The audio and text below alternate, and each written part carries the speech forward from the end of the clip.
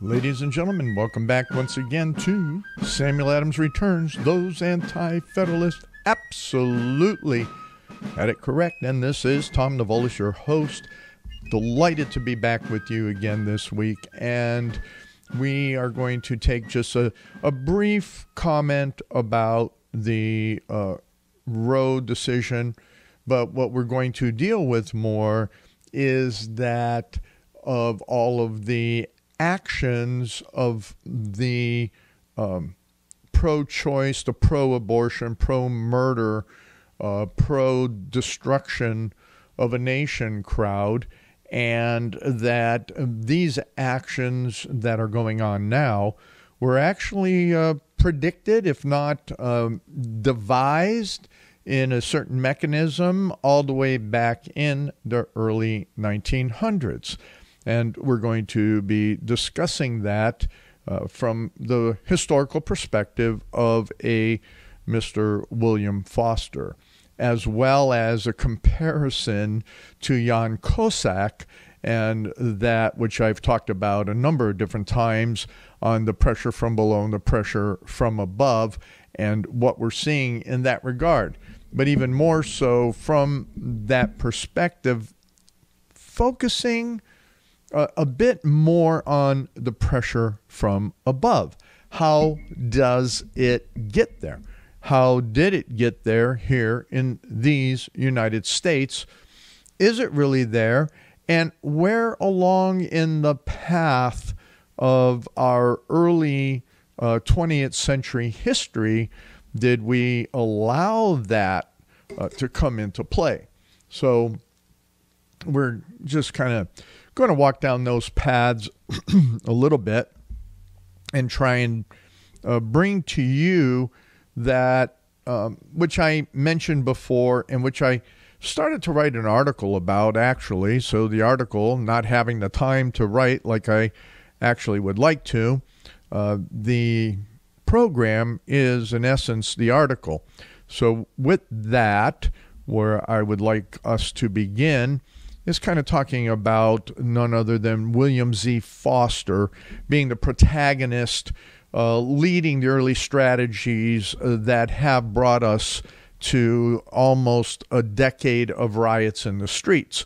And when we really consider that, when we really take into not just the George Floyd issues, going back into the Obama administration itself, knowing that those were communists that were coming into the administration, not just globalists.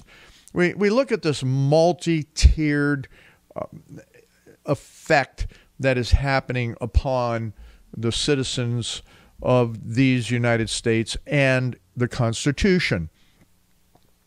The issue is not only do we have those that have been working for over 100 years to move the United States into a socialist and then a communist democratic country, but we have the global billionaires, the global overlords that just want power. They just want to run everything. And they really, quite frankly, they really do not care what form of dictatorial, high-pressure government is in place, as long as you cannot think for yourself, as long as you do not have the freedoms and liberties to make those types of choices that a thinking person would be able to have, but that you would just be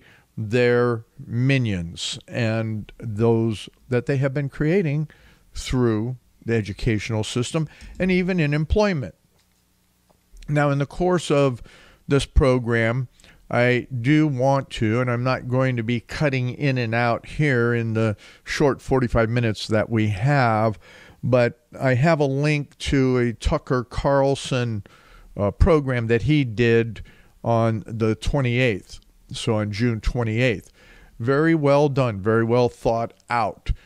He brings into the mechanisms of business, corporations as well as in government, the ideas that the Roe decision has subtly been working along for the decades that it's been in place, but now is going to be accelerated from these outside pressures, including all that is there with, I guess now in modern times we call them the woke company, but those corporations, those companies that are led by the power-mongering globalists that are only looking at what they think is their bottom line. So they have, again, as I talked about last week,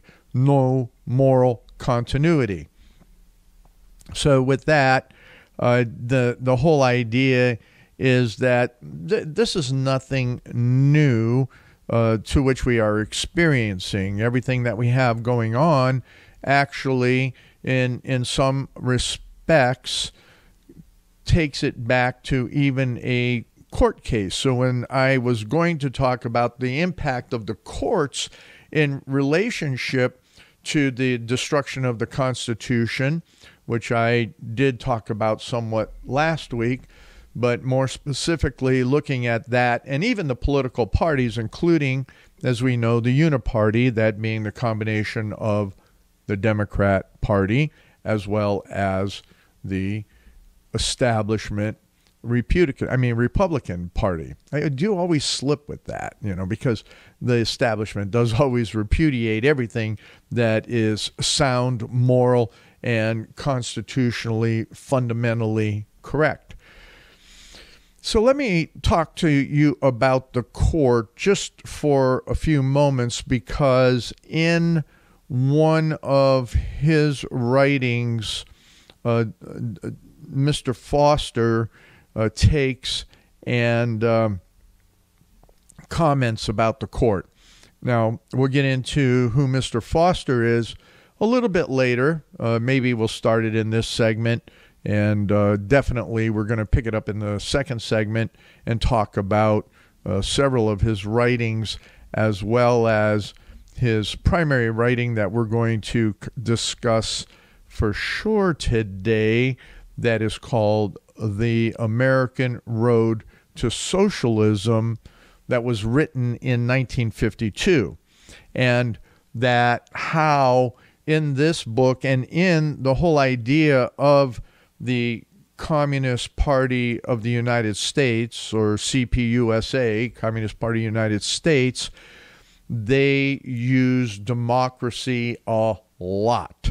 So when you hear on the mainstream media, when you hear coming out of these politicians that are associated to the Democrat Party, they keep talking about our democracy being destroyed. The fact of the matter is, when you take a constitutional sound stand as intended, or to that which fundamentally even Donald Trump was standing for, you're going to destroy their idea of democracy, because their idea of democracy, which they have been building for the last 120 years, is not the democracy that you think of from the Greeks or even the Romans.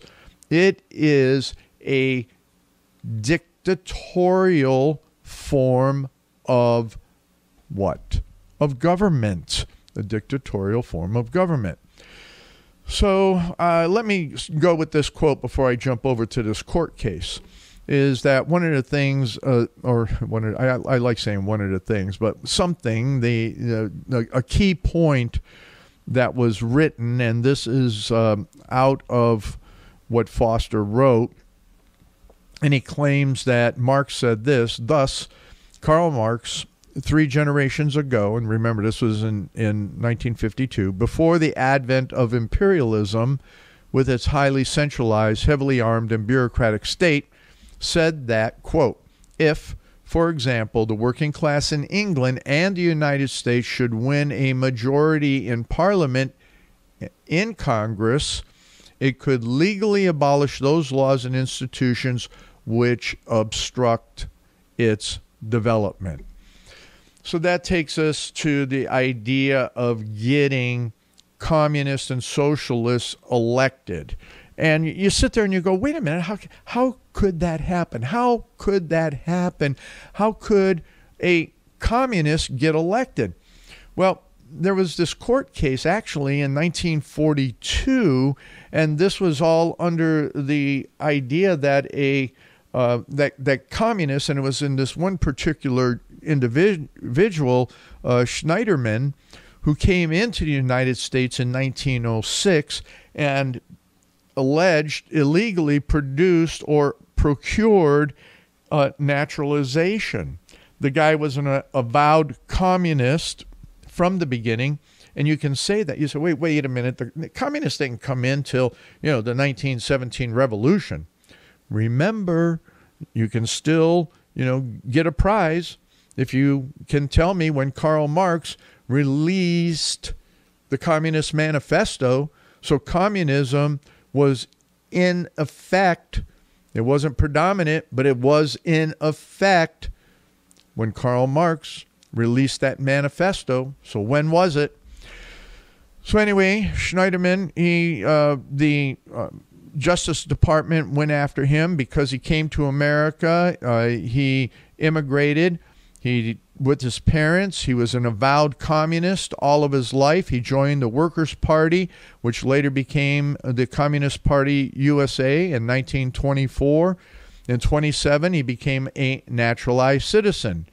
He never was charged with any crimes. He never did any unlawful behavior, but he started to rise up, and in 1932, he ran on the Communist Party ticket for the governor of Minnesota. The federal government then went on to try and denaturalize him, arguing that his citizenship was illegally procured because he was an avowed communist, and that he was attached to the principles of communism and not to the principles of a Constitution of the United States, which is required, especially at that time, in the Naturalization Act of 1906. Well, ladies and gentlemen, the Supreme Court determined, this went all the way to the Supreme Court, and they determined that, he wasn't being violent or anything like that. And the fact is that there was insufficient evidence that he was against the Constitution of the United States, even though he was an avowed communist. Take that in.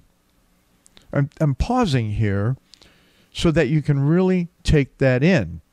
Now, we're going to get into the next section here, where it is very, very plain that communism and communists have always had the intentions of destroying constitutional America, these United States. They wanted to introduce socialism and introduce communism. Now, the interesting aspects of this court is that the Chief Justice was Harlan Stone. And associate justices were Owen Roberts, Hugo Black, Stanley Reed, Felix Frankfurter, William O. Douglas, Frank Murphy, Robert H. Jackson, and Wiley Rutledge. Half the court were socialist or leaned towards socialism and even potentially communism. Now, that is a study that I've talked about before. So the court and members of the court were sympathetic to communism and that ideology already in America. Well, Sam Adams was against utopianism. And we'll talk about that definitely in the third segment when we come back. Ladies and gentlemen, here we are already in this second segment of Samuel Adams Returns, and those anti-federalists, boy, they were so predictive. And we talked about that in the court, and we talked about Yates last week and all of those various ideas. What I just mentioned and finished up with in the first segment was the makeup of the court that did the 1943 decision on Schneiderman versus the United States and what the Supreme Court decided.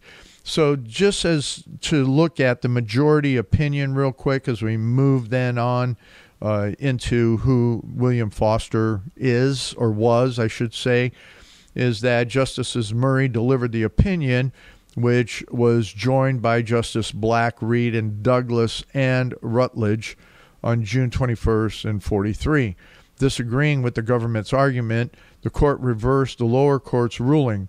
Murphy reasoned that one could be attached to the Constitution principles without agreeing with each one of its provisions, citing the First Amendment as free expression, protections, and Article 5's constitutional amendment process.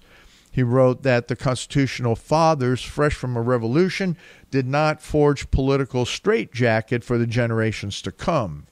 And as Justice Holmes said, surely it cannot show lack of attachment to the principles of the Constitution that one thinks it can be improved. Next, the justices rejected the Justice Department contention that Schneiderman's membership in the Communist Party meant that he supported overthrowing the government by force. Discussing the details in writing of various communist leaders, Murphy determined that the Communist Party did not unequivocally favor actual violence against the government. Finally, the court determined that, in light of the First Amendment, clear, unequivocal, and convincing proof was necessary to denaturalize a citizen. What we have here is, continuation from that court case in particular. What we see is that the First Amendment being turned on its ears. The First Amendment was not to take and destroy the principles, but as the judge is saying here, is that it cannot show a lack of attachment to the principles of the Constitution that one thinks it can be improved. Now, when we look at what does it mean to improve something, and we get into the whole idea of what it means to do in a court version of all things, then we have a lot that we have to consider. And we're going to talk about how this was used by William Foster when he took and was writing his works on how America would turn into a socialist country as it is becoming now and today.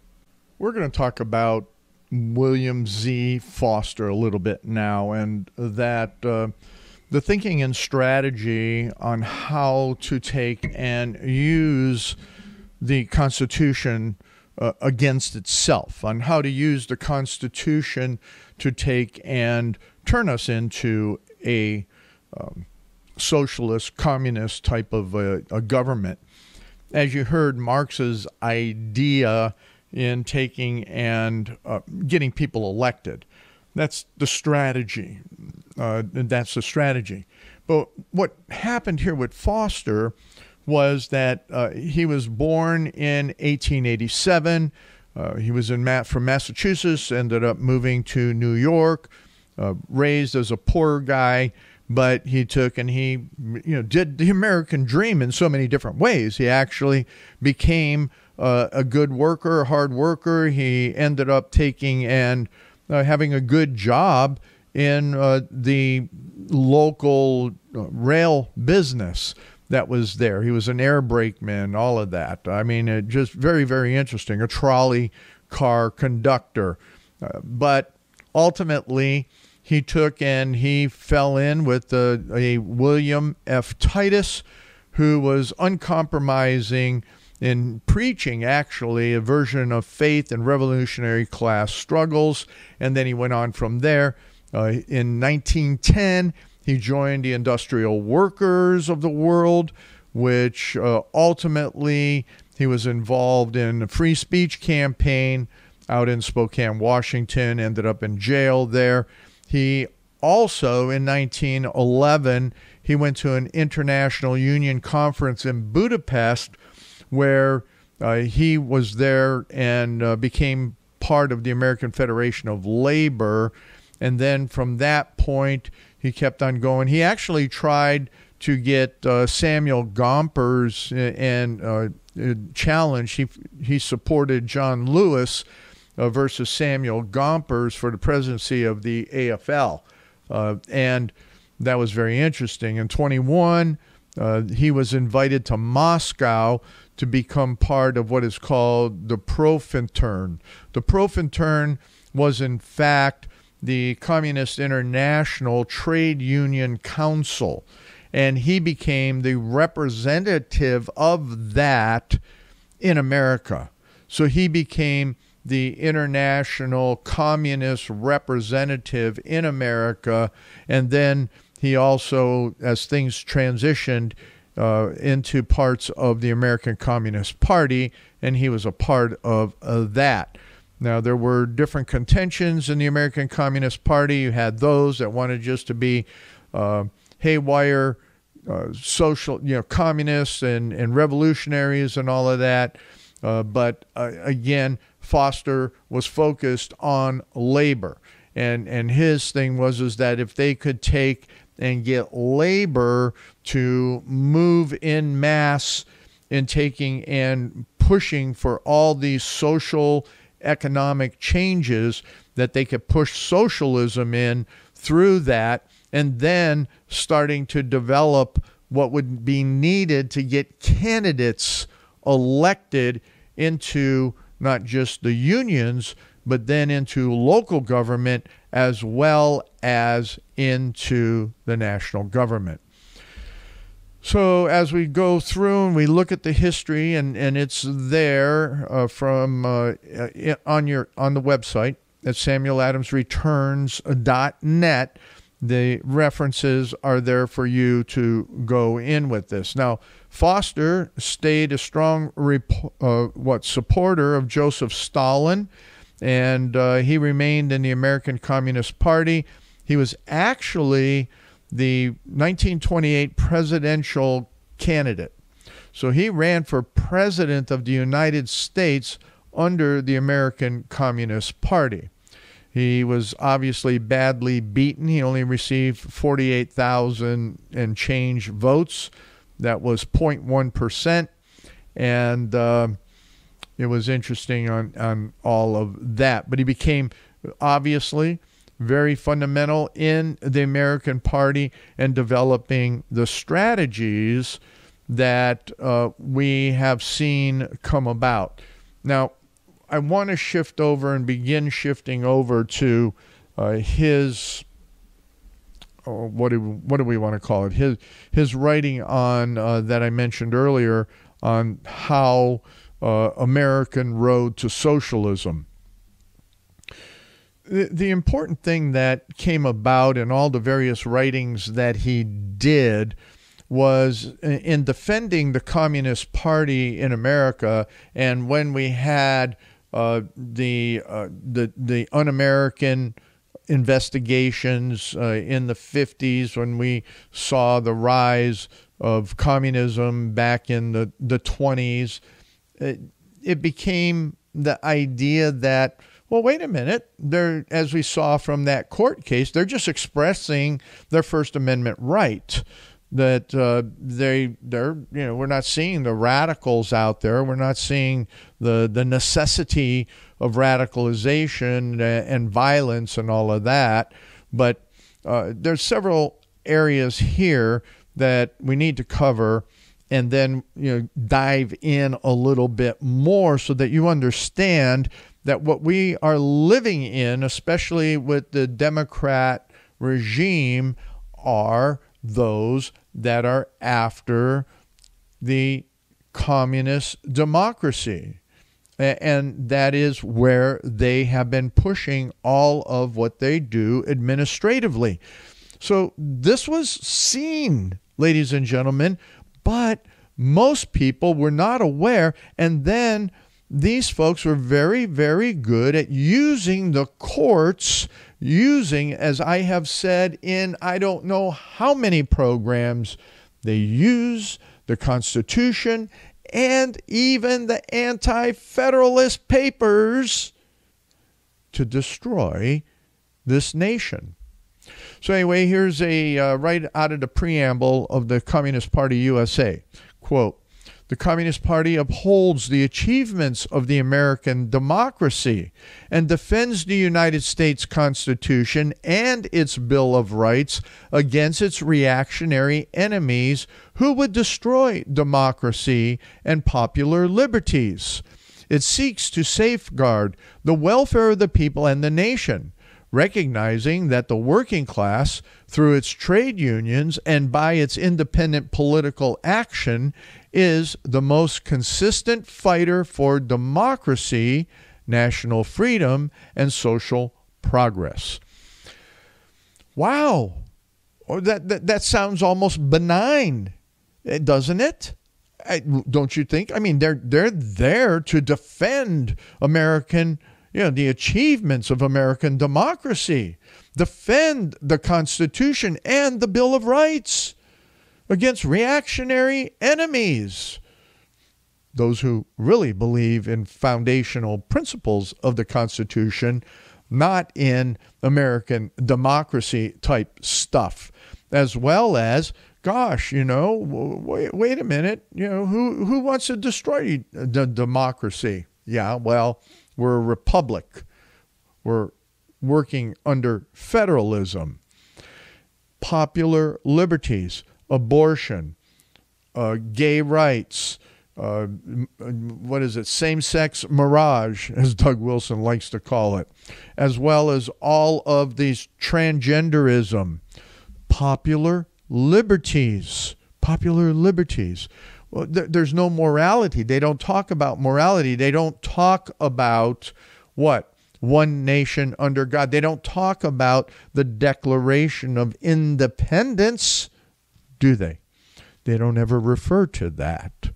They refer to the Constitution, and knowing that if they take and they get the proper people elected, they can do what Marx suggests is to take and remove what? Abolish, it actually says, if I look at the quote more correctly, that if you take and you get those elected and you can win the majority, and I'm taking Parliament in Congress, it could legally abolish those laws and institutions which obstruct its development. That meaning the development of communism and socialism. Throughout this document that Foster wrote, The American Road to Socialism, democracy is used over and over. The democratic forces in our country raises democracy quantitatively. So here's the goals and objectives, and I'm going to start with it here. We'll finish it off in the third segment, is that the road to socialism is a peaceful transition to socialism in the United States. It takes 4 elementary considerations. First, the fight of the working class for its immediate demands is the very substance of democracy. It strengthens basically the democratic forces in our country, and by the eventual establishment of socialism, it raises democracy quantitatively to a new high level. Now, I don't know if you know, but some of what's going on in the different work stoppages, as well as what's happening with the airlines, is because the young pilots, the young people, the college graduates are making demands on businesses for what? Their rights as workers. they're pushing their idea of democracy. They're pushing this first element very strongly in the American workforce. People don't know that unless you know people inside the industry. And then we're going to talk about the second one. In the working class, led by Communist Party, harmonizes its methods.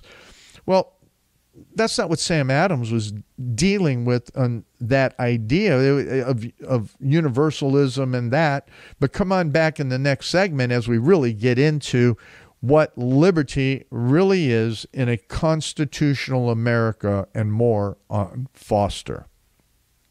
Welcome back to this third segment of Samuel Adams Returns. Those anti-federalists got it right. And I do want to just ask you that if you do find anything worthwhile in this programming, that you would go to samueladamsreturns.net and look at the references, but also please, if you will, take and find somewhere in the crazy economy that we're in, that I know most patriots are already giving everything that they can, but if you can and you will, please donate something to this program, because it would be helpful to keep us going forward in what we do.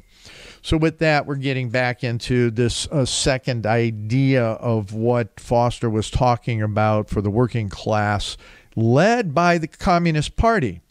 So now we have, and I talked to you years ago about how in 2010 the Communist Party USA claimed victory in now being the core, the root, the essence of the Democrat Party.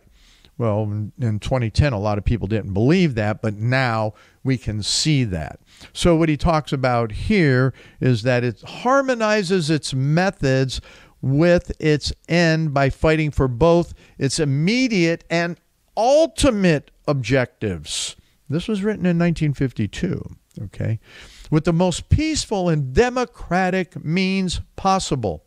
Third, the workers and their allies, constituting the vast majority of the people and possessing immense organizations, now have potential power to curb, restrain, and make ineffective whatever violence the capitalists may undertake in their attempt to balk the will of the people and to prevent the establishment of socialism. Wow. The violence is not on the side of the capitalists, that's for sure.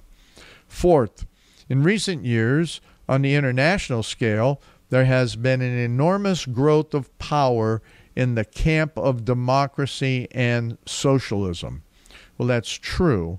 On that global basis, all of the different nations out there go on democracy. They don't understand what a constitutional republic is.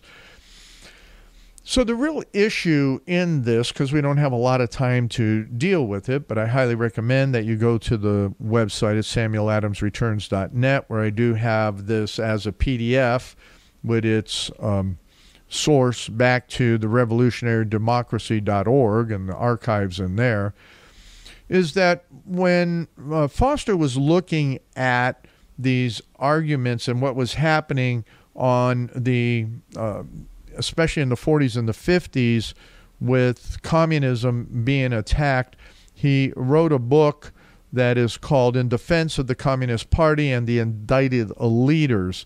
And in that, he was making the claims that it wasn't communism that was on trial at the time with the different 11 defendants that were being he called them persecuted, were prosecuted, but it was actually American democracy which was up before the bar to take and determine what rights people would have. And the rights that they were looking at was to utilize the mechanisms of taking and controlling the political system. Now, what he also argued and was refuting from the government indictments was the idea that there was no conspiracy, in that he says here that the party holds a view that socialism in the United States, although inevitable in the future, is not now on the immediate political agenda.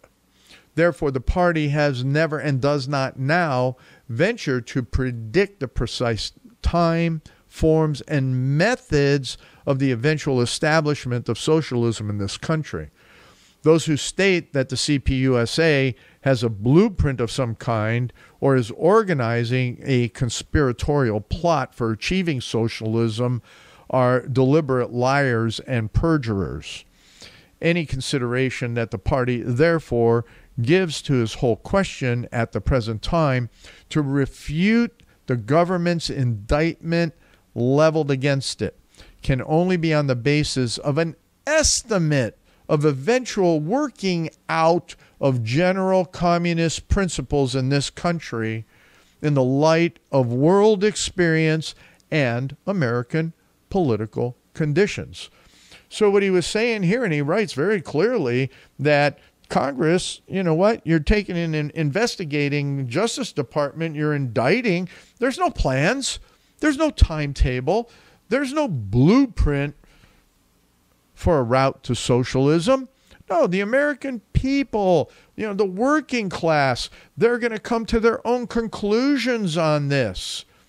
And what he was saying here, and he quoted Lenin, is that all nations will come to socialism. This is inevitable, but they will come to it in not quite the same manner. Each will contribute original features to this or that form of democracy, to this or that variant of the proletariat dictatorship, to this or that tempo of socialist transformation of the various aspects of social life.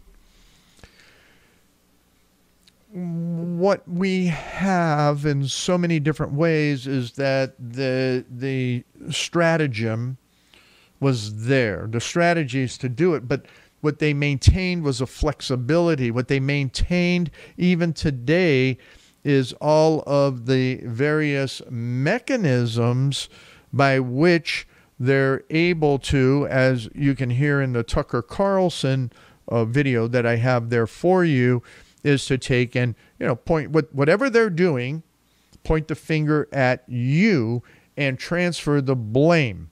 Now, this is good psychobabble, and I brought up about all the mental health stuff, and trust me to say that in here, mental health is well used, and the mechanisms of how to manipulate the mind are well instituted in methodologies that the communist socialists have used for 100 years. It's nothing new. So it's a tempo, it's how they want to come about with their forms of democracy, and it's all about the application of people's democracy. And he keeps using this people's democracy. But he also says that only Marxist-Leninism can lead the nation to socialism. And when you do the study of Marxist-Leninism, we all know that that is a iron-handed dictatorship. We see it everywhere across the world. I mean, look at China. Most recently, there's news articles out there that China has determined that they will be in lockdowns for the next 5 years. Really? How do you do that? What science are you following? What are the things that, are allowing them to determine that? Well, they just determine it from the top. And if you think that elections are not manipulated, well, they are. And that's the whole idea. And it comes under this is that the general principles and perspective that the Communist Party has long proposed, the regular election under the United States Constitution of a broad coalition government, an American variant of the People's Front made up of representatives of the political and economic organizations of the workers, of those that can be duped. And he's talking about the Negro people that have been duped. Small farmers, which now we have the corporate farmers, are the ones instead of the small farmers. Intellectuals, that was real key. And the intellectuals being those in the universities, absolutely key. And other democratic strata who constitute the great bulk of the American people. In the 1948 election campaign, the Communist Party, through its General Secretary Eugene Dennis, stated this political policy as follows: for a people's government that will advance the cause of peace, security, and democracy, for an anti-imperialist, anti-monopoly government. What is projected is this slogan. It should be made clear is a political objective that reflects the United Front program, which is bringing into broad coalition all democratic and anti-imperialist forces, including the third party movement. Interesting. Very interesting. So a lot of times I hear from a lot of my friends, well, Tom, why is it that the opposition, why is it that they all stick together? You even heard President Trump go, why is it that the Democrats can stick together? Why is it that they can vote in these blocks? Why is it? Well, there's your answer. The answer was constructed back in the 40s. That was talking about back in 1948. But the Communist Party, what they did in their campaign and their campaign slogan, they are united. Their intent has been, and although they have no blueprint, although they have no plan, although they are not a conspiracy, they stick together. They do that for what? Their short-term and long-term purposes. And they do what? They do long proposed, the regular election process, work inside the regular election process under the United States Constitution of a broad coalition of government. And then when you get the majority, like they have both House, Senate, and presidency right now, then you start slamming stuff through. And then not only that, if you take and you have 50 to 100 years of bureaucrats that keep coming in and building up those bureaucracies and increasing bureaucracies that are outside the limited powers of the federal government. And then on top of that, do what de Tocqueville said, is that Congress will remain in the ideas of liberty until they understand that they can bribe the people with their own money. And when we are bribed at the state level now, as we're seeing with this new gun legislation, as with every other thing that's out there, oh yeah, schools, you're not going to get any more money for food unless you train all the children on what it means about the trans lifestyle. Well played. Well done. Chipping away. So in these last 2 minutes, what's the plan, Tom?